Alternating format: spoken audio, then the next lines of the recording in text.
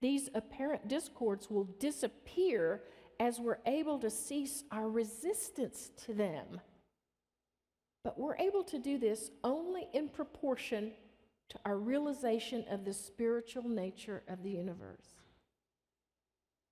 Only inasmuch as we can realize everything we're seeing is spirit, will we be able to dissolve that discord that we see, which is duality.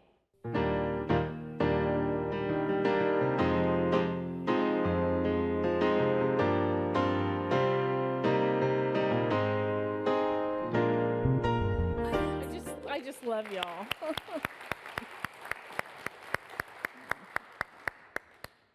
Have you ever done something that was like kind of dumb, kind of stupid, and you said, God, what were you thinking? I don't think I'm the only one who's done that. I did that a few days ago. I was up visiting my 97-year-old mother, and we were playing cards, canasta, and I had a hand. And now in canasta, you want to pick up the pile. That's like the most exciting thing. And so I discarded a card. I was thinking, oh, I don't need that card. And then my sister picked up the pile. And I thought, what were you thinking? I should have known that she had that card in her hand. Well, sometimes when we say, what were you thinking, it's not as fun as playing a card game. Sometimes there's a little bit more consequence. Like if we're up on a ladder and we think, I can reach that thing. I can reach, maybe not. But then there's some things where we have even more consequences, like sometimes we'll agree to get into relationships that we might be thinking, what were you thinking? I have done that. Maybe some of you have too. Well, this morning we celebrate Palm Sunday. Now, Palm Sunday was the day when Jesus, the Christed being, he got on a colt never before ridden. He rode into Jerusalem, and the people were so excited because he had healed people. He had this message of love, and he had an aura of love about him that could heal people in a village 30 miles away. So they were tremendously excited that he was coming, and they were saying, Hosanna! And they took their cloaks off, and they laid them down in front of him on the path that he was going to walk on, and they cut palm fronds from the palm trees and laid them down too, so he could have a path to walk on. That's why we call it Palm Sunday. There was all of this excitement. And in thinking about today and what we would talk about, the thought crossed my mind to ask him, what were you thinking? Because he knew what was coming up for him, right? He predicted, I will die, and 3 days later I will rise. So he knew. So what was he thinking? It was like, no, turn around. Don't go to Jerusalem, right? Do you know what's going to happen? Yes, he did. So this whole idea of what was he thinking? I think in order for us to attempt to go there, we have to talk about who he was. And this is going to be according to New Thought. Unity is in New Thought, and we follow the line of thinking that said that Jesus was fully human, just like you and me. And Jesus was fully God, just like you and me. We're all both, the presence and fully human. Now, this is a unitive belief because it comes from the belief that there is only God, that there is only one presence. That's our first principle. There's only one presence, one power. And if you believe that, then everything that exists must be made of this one. That is the unitive belief. Now, there is a dualistic belief, and a lot of us come from that. The dualistic belief believes that there's like a God and something else. Like there's God and then the good power, and then there's this other power, and that they're kind of fighting to get our soul, and we're not sure who's going to win, but in the end you hope you go to the good place. That's dualistic thinking, and we don't adhere to that here. A lot of places do, and it works. That set of beliefs works for a lot of people. Here we have the belief that there is only one, that everything is within this one. So in this, we start to see that just like Jesus, we're made of the same stuff of God. Totally. Eric Butterworth says this in his book, Practical Metaphysics. The important thing is that God is no more centered in that person or that friend or that teacher or that mystic or in Jesus than in you. Is that kind of hard to believe?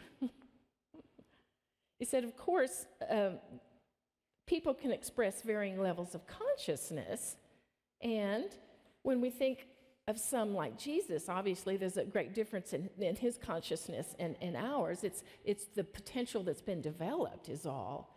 But the difference is not that God is more centered in him, but that Jesus was more centered in God, more aware of his oneness, more aware of the oneness of all creation.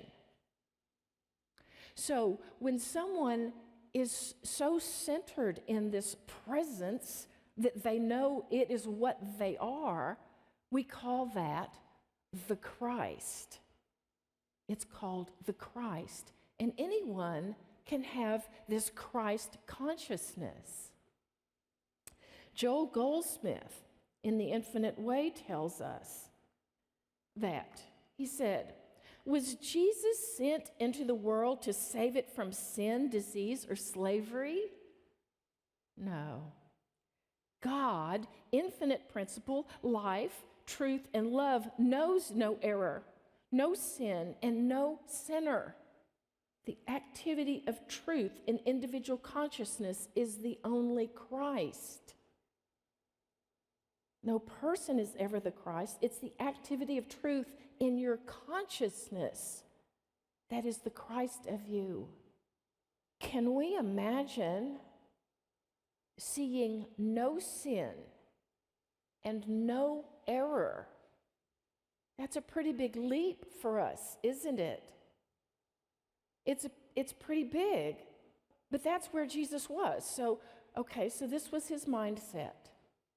So when it comes to what he was thinking, first of all, the Christian Bible doesn't tell us. It doesn't say. It just said, okay, he got on a colt and rode into town, and everybody was saying Hosanna. So we have to go to other sources. Now, there's some other places we could go, like A Course in Miracles, or some of Claire Hartstrong's books may give us an inkling of what he was thinking. So what I'm going to say today about this is what he was thinking, this is what I think he might have been thinking, okay? He was probably thinking, he could have been thinking. And the first thing we know is that he was centered in love.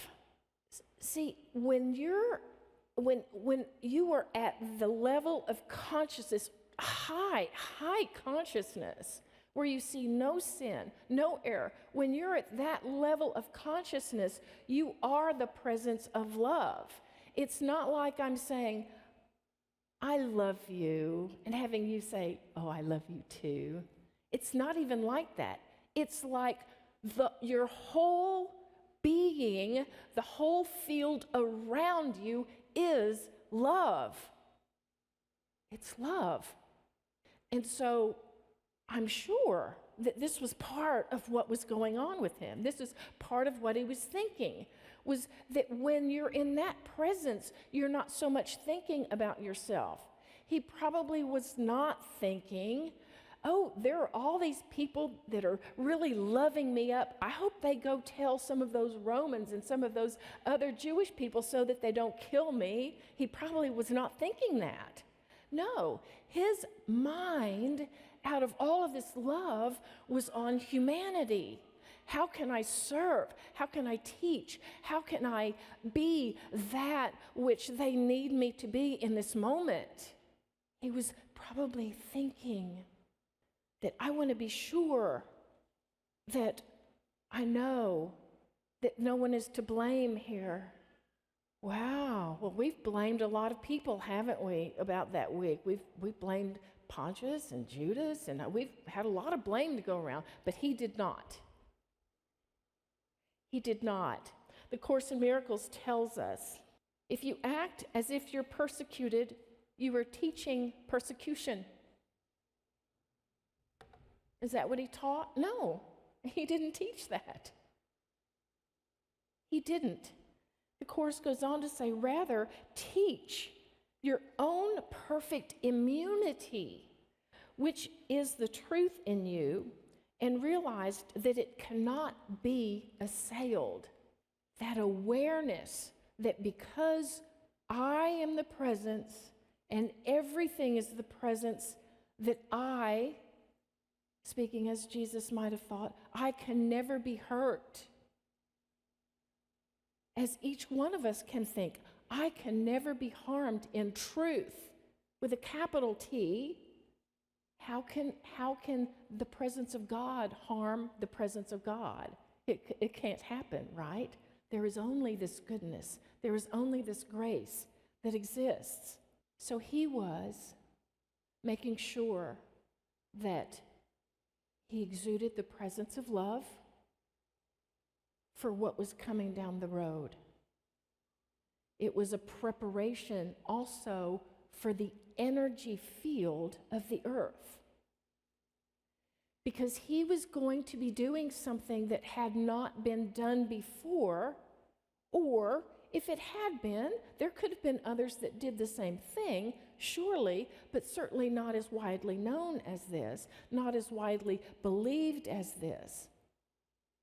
And so there's an energy, we call it the unified field, which is the existence of everything within this God presence.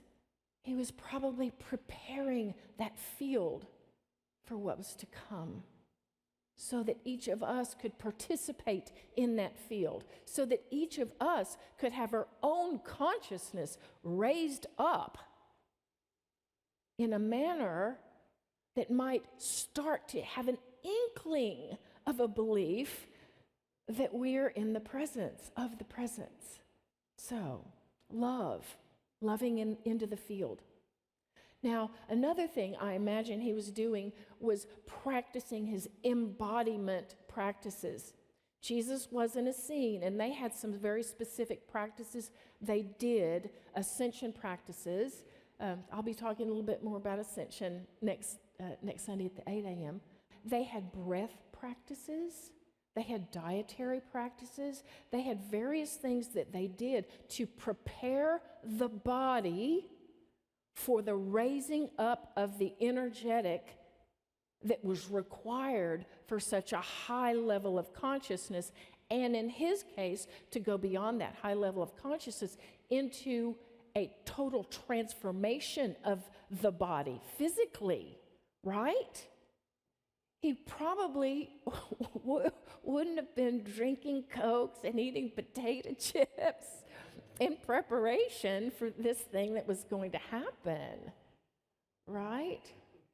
That he would have been doing his breath practices, making sure that what he put into his body, not only food but thoughts, were such that nothing would interfere with the light that he was becoming. That beautiful prayer we experienced about light in the beginning.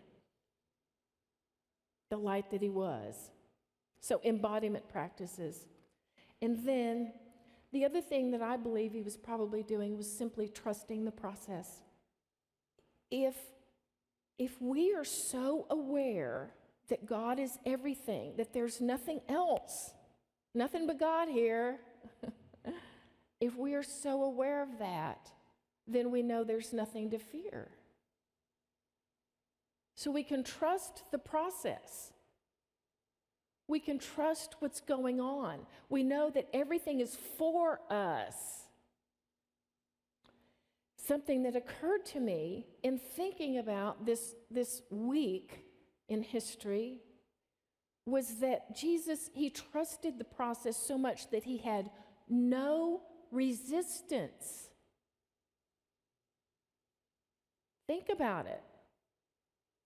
He was pulled up into a court. He was accused of things. People spat at him. They were, killed him. All kinds of things happened. He had no resistance. He trusted the process. He trusted this infinite source, this infinite field of godness, of goodness, of love, to do exactly what it was supposed to do. That in itself is amazing to me. He even helped it along. And when it was time for Judas to go, he said, "I think it's time for you to go, brother." No resistance. None. Trusting the process. I'm sure he had us in mind, those that would follow, that he was wanting to be sure that the presence of love that he exuded was so powerfully known that it would continue, that we would continue to believe these things, that perhaps the work that he had done in the field, in the unified field, would allow us to know that we are like him. After all, he said, "These works that I do, you'll do these works, and even greater works you're going to do." Well, I don't know about you, but I have not recently walked on water. I haven't recently had the thought, I'm going to die, but 3 days later, I will be back. See, we've been so brainwashed in duality, in our dualistic society, that it's hard for us to believe that we are like him. But that was his purpose. It wasn't to save us from an eternal damnation because we're sinful. He saw no sin. It was to lift us up. So, here we are. This week, there's some things I think we can think. Maybe we can, instead of saying, "What were you thinking?" we could say, "Okay, I'm going to think what you were thinking," or at least what I think that he was thinking. And I've got an acronym today because I like acronyms for tools. And today's acronym is LET, L-E-T. It's, like you let it happen, okay? And the L, of course, stands for love. This week, can we go into this week not just pointing at things that we love, but being the presence of love so that everything our gaze falls upon is through that lens of love? Can we do that? Can we prepare the unified field around us like he was doing? Now, some of us may say, "Oh, I don't know. I can kind of feel some love, but I don't know about that field. I'm probably not powerful enough to, do anything to the unified field." Oh, but contraire. Scientists have even told us you put two cells, atoms together, and then you split them way apart, great distances. And what happens to one will impact the other. Tiny, tiny things. So don't for a minute think that what you do does not impact this field. It does. And so can we love enough this week that we add more love into the field, that we add more possibility into the field, that we uplift our brother and our sister in the field, that we're not so much thinking about ourselves as the rest of humanity, that we see purpose in life. Joel Goldsmith, he is so absolute, so right on, says there's only one answer to the question, what is God? And that answer is, I am. Now, it's not thinking, okay, God over here says I am. No, it's I am. You are. We are. We are that presence. And it's expressed as the unified field and as each one of us in it. So can we impact that with our love? That's the first L. In recovery circles, there's a book called The Big Book of Alcoholics Anonymous, and it has a line that says, selfishness, self-centeredness, that we think is the root of our troubles.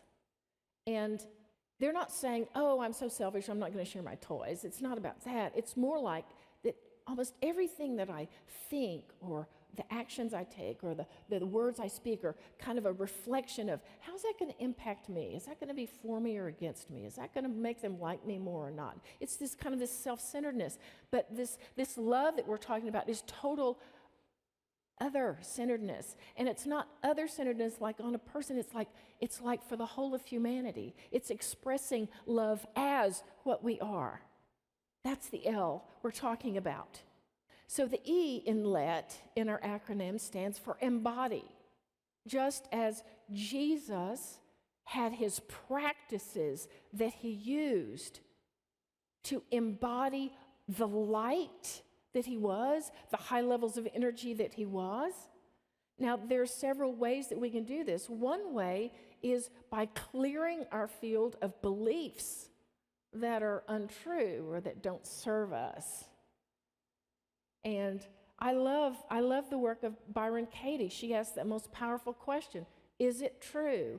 When I have a thought, is it true? Is it really true? So begin to question what we hold, because all of our beliefs, they're energy, and they impact us, our physical being. So on the mental level, we can do that, but then on the physical level, there are other things we can do to embody the higher consciousness. Breath, there are ways that you can breathe up and down the central channel of the body that really help to eliminate some of the stuckness that we get into.